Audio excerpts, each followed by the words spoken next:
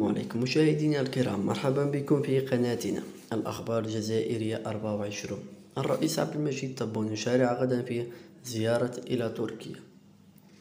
يشارع الرئيس جمهورية عبد المجيد تبون بداء من اليوم الغد الأحد في زيارة رسميا إلى تركيا، وحساب بين الرئيسية الجمهورية فإن الزيارة تأتي بالدعوات من الرئيس تركيا رجب طيب أردوغان، وستدوم الزيارة 3 أيام. كما سيكون للرئيس عبد المجيد تبون محادثات مع نظيره التركي حول العلاقات الثنائية بين الجزائر وتركيا وسبيل دعمها وتعزيزها، بما يساهم في تحقيق أردوغان في زيارة رسميا إلى الجزائر.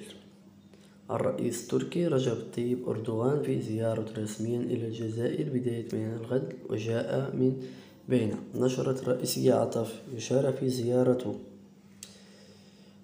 إنه عبد المجيد بالتكليف من الرئيس عبد المجيد تبون عطف يشارع في زيارة أعمال إلى تركيا غدا الأربعاء. يسارع وزارات السؤال خارجيين والجاليات الوطنية بخارج أحمد عطاب بالتكليف من الرئيس.